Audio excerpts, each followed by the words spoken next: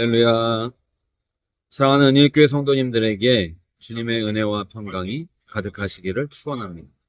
저는 이탈리아에 도착해서 베수비오 화산이 폭발을 했습니다. 그때 화산재에 다 파묻혔었던 봄베이를 방문했습니다. 봄베이는 이탈리아에서도 노예들이 모든 편의를 다 제공을 하고요. 또 뱃사람들이라든지 당대에 쾌락을 얻고자 하는 사람들이 꼭 방문하고 싶어 했었던 곳이었습니다. 그런데 그곳이 하나님의 자연의 섭리 속에서 역사하시는 심판을 받아서 파묻혀 버렸고, 많은 당대의 문물들이 멸망을 했지만은 또 보존되는 이런 가운데 하나님의 섭리를 볼 수가 있게 된 것이죠. 사도 바울은 오직 복음을 위해서 당시 로마 시민만이 황제에게 재판을 받을 수 있는 권리가 있었습니다. 그것을 알고 있었던 바울은 죄수의 신분이 될지라도 복음을 위해서 감내를 하고 로마 황제에게 상소를 합니다. 그래서 이탈리아 나폴리 항에 보디올에 도착을 하게 됩니다. 당시 세계의 문물, 종교, 과학이 집중되었던 로마, 모든 길은 로마로 통한다는 말이 있을 만큼 이곳은 지금까지도 불가사의한 그런 문물이 집중되었던 곳이 바로 로마입니다. 우리나라 남북으로 경부 고속도로가 뚫려 있듯이 연결된 도로가 아비아 가도입니다. 이곳으로 바울은 호송이 되어 로마에 도착을 하고 결국 감옥에 갇혀 있다가 목이 잘려서 죽임을 당하게 됩니다. 바울의 목이 떨어져 나간 세 지점에 우물이 솟아났다는 전설이 있습니다. 제우스 신전, 태양의 신전, 그러니까 온갖 우상이 넘쳐나는 이곳의 사람들에게 있어서 기독교인들은 한 분의 신만을 믿는다는 것, 그것은 참 이해할 수 없는 일이었고 그들은 이상한 존재였습니다. 네로 황제는 로마에서 일어난 화재를 기독교인들에게 그 죄를 뒤집어 씌웁니다. 수많은 성도들이 예수님을 믿는다는 이유로 콜로세움 등등에서 죽임을 당합니다. 그러나 성도들은 고통 속에서도 주님과 함께 웃으면서 죽어서 로마 시민들에게 충격을 줍니다. 복음이 역사한 것입니다. 결국 콘스탄틴 황제 때 로마가 하나님의 아들 예수 그리스도만을 주님으로 받아들이게 됩니다. 그 이후에 그동안 세계의 모든 종교 문화가 모였던 로마를 중심으로 이제는 예수 그리스도를 향한 회화나 조각으로 바뀌게 되어지고, 지금 가는 곳마다 서울의 2배 크기인 로마에, 이전에는 로마의 신들이 가득 메웠던 곳에 이제는 예수 그리스도의 동상이나 또는 그림으로 곳곳이 채워져 있게 된 것입니다. 그래서 로마 전체가 박물관이라 할 만한 모습으로 지금까지 보존하고 있는 것입니다. 로마 안에 또 하나의 천주교 나라 바티칸 시국이 있습니다. 이곳에 미켈란젤로의 시스티나 성당 벽화를 보았습니다. 참으로도 천지창조를 비롯한 유명한 작품을 그곳에 그리면서 또 그곳에 그려져 있는 것을 보면서 하나님의 섭리를 발견하게 되는 것입니다. 저는 로마 곳곳을 다니면서 다리가 쥐가 날 정도로 많이 힘이 듭니다. 그러나 지난번 병원에 가보았을 때 다리가 아픈 이유가 허리에 원인이 있으니 잘 관리한다고 했는데, 이곳에 와서 다시 한번 허리를 잘 관리하는 것, 또 우리가 평소에 알고 있던 것을 잘 관리하는 것의 중요성을 생각해 보게 되었습니다. 그러면서 우리의 건강뿐만 아니라 신앙도 잘 관리해야 되겠다 생각을 하게 되었습니다. 그런 마음으로 또 그런 생각으로 로마를 다니면서 우리 주님께서 하나의 씨앗이 땅에 떨어져 죽으면 많은 열매를 맺는다 하지 않았습니까? 주님을 따라 죽음으로 사명을 감당했던 사도 바울의 여정을 통해서 다시 한번 그 진리를 확인하게 됩니다. 우리의 삶이 말씀의 씨앗이 되어 죽어서 열매를 맺고 또 많은 나무와 또 숲을 이루기를 소망하면서 오늘 사도행전의 말씀으로 은혜를 나누고자 합니다. 오순절에 120명에게 성령의 불길이 하늘로부터 쏟아져 내려왔습니다. 마치 메시아를 기다리던 예루살렘에서 온 사람들은 자기 지역의 말로 선포되는 방언을 듣습니다. 촌사람들이 유창하게 하나님의 말씀을 선포하니까 너무나도 큰 충격을 받습니다. 그러나 그 말이 무슨 말인지 알아듣지 못하는 사람들은 세술에 취했다 비난하는 이들도 있었습니다. 이에 성령의 충만함을 받은 베드로가 말합니다. 다윗은 늘 자기 오른편에 계신 주님을 보면서 흔들리지 않았습니다. 대적을 이기고 승리하며 살았습니다. 다윗이 예수님의 죽음에서 부활하신 것을 환상을 통해서 보면서 예수님만이 우리의 주님이시요 죄와 죽음을 이길 모든 권세를 가진 분이라고 하는 사실을 우리에게 말씀하면서 주님을 믿을 때 하나님의 구원의 은총을 얻게 될 것이라고 했습니다. 그리고 마침내 요엘 선지자도 예언을 합니다. 약속하신 성령을 죽음에서 부활하신 예수님께서 쏟아부어 주십니다. 그런데 베드로가 설교합니다. 당신들은 그 은총의 예수님을 십자가에 못 박아 죽인 것입니다. 이 설교를 들은 유대인들은 오늘 37절에 마음이 찔렸습니다.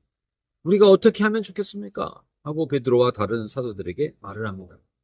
마음에 찔렸다라고 하는 말, 가슴 아파하며 슬퍼하며 고통스러워하며 그 해결책을 찾았다라고 하는 그런 말씀입니다. 이에 성령이 충만한 베드로가 선포합니다. 38절, 회개하십시오. 그리고 여러분 각 사람은 예수 그리스도의 이름으로 세례를 받고 죄의 용서를 받으십시오. 그리하면 성령을 선물로 받을 것입니다. 이 사람들의 모습처럼 하나님께 드리는 진지한 질문은 참으로 중요합니다. 신앙의 핵심적인 문제를 두고 안타깝고 슬픈 마음으로 나아가 하나님 앞에 엎드렸던 그들은 가장 좋은 선물로 응답받는 은총을 얻게 될 것이기 때문입니다. 오늘 말씀 속에서 우리 모든 성도님들도 하나님이 주시는 은총을 깨닫고 누릴 수 있는 그 은혜가 함께 하시기를 축원합니다.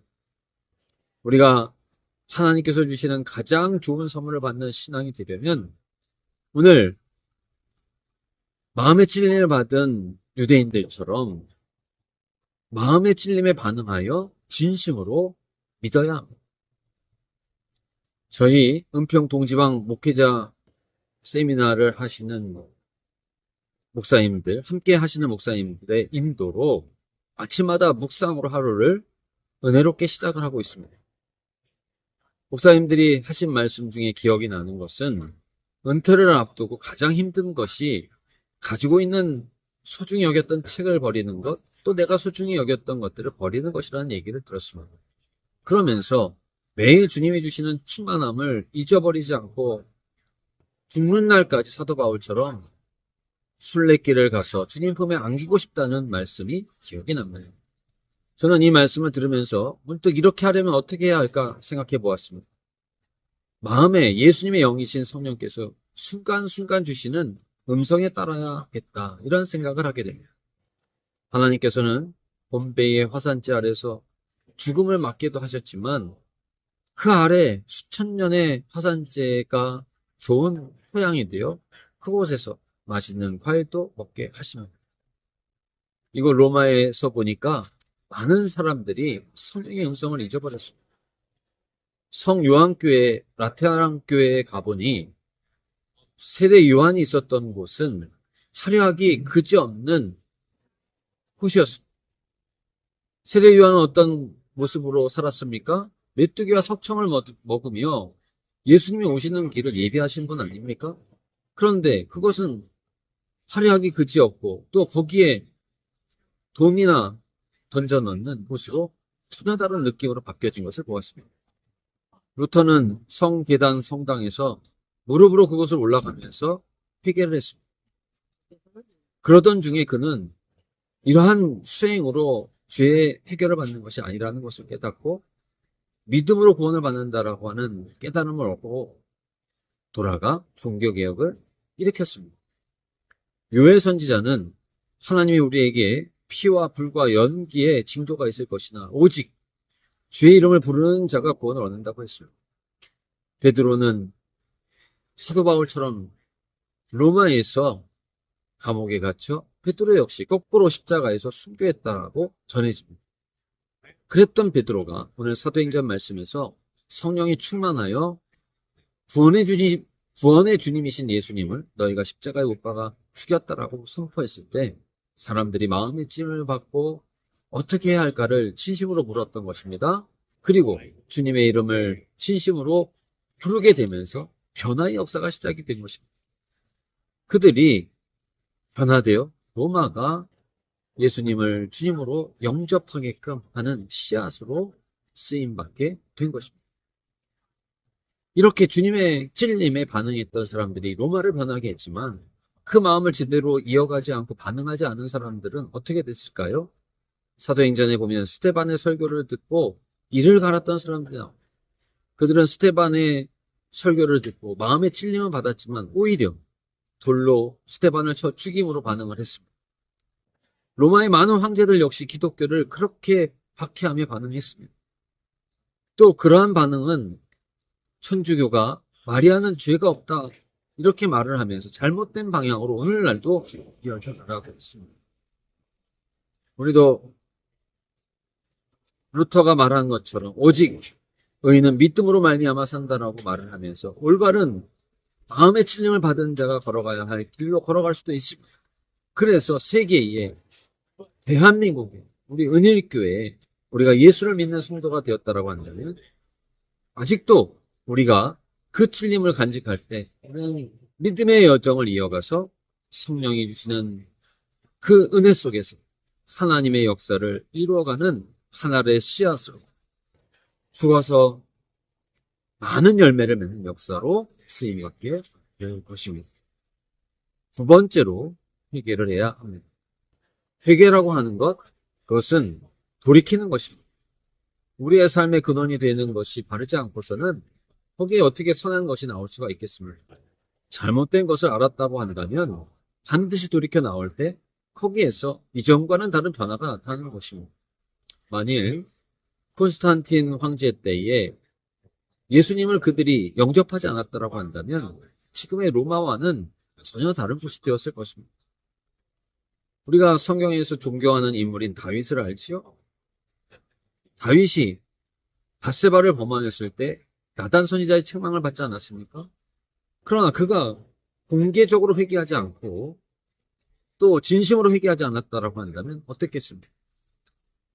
그는 성령의 임재를 얻지 못했을 것입니다.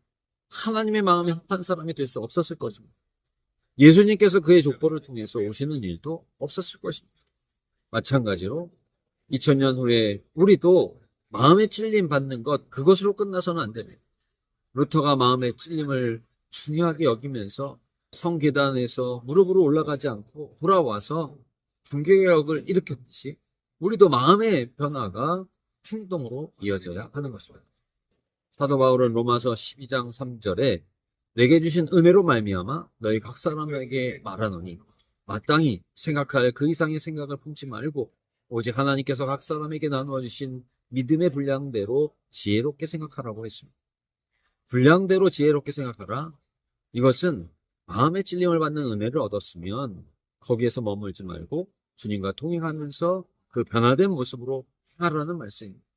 12장 4절 이후에 로마서의 말씀은 이와 같이 마음의 변화를 받은 사람들이 어떠한 행동을 하면서 사랑하면서 또 온전한 모습으로 섬기면서 살아야 하는가를 말씀해주고 있습니다. 사랑하는 성도 여러분, 진정으로 돌아섰는지 여부는 주님께서 말씀하신 것이 내 마음에 품어지는 것이 그것이 행동으로 있는지의 그 여부에 달려 있는 것이지. 우리의 사랑하는 성도님들의 행동도 그와 같이 마음의 찔림에서 머물지 말고 주님의 뜻이 행동으로 나타나는 은혜가 함께 하시기를 바랍니다. 마지막으로는 성령으로 행하라는 것입니다. 하나님께서 찔림을 주신 것 자체가 은혜지요. 그것을 진심으로 받았을 때 회개하며 행동이 변화되지 않습니까? 그런데 그럴 때 하나님께서 주시고자 하는 것, 그것이 무엇입니까? 가장 좋은 선물입니다. 그것은 어떤 능력이 아닙니다. 세상에서 우리가 얻을 수 있는 가장 좋은 것, 바로 성령의 선물입니다.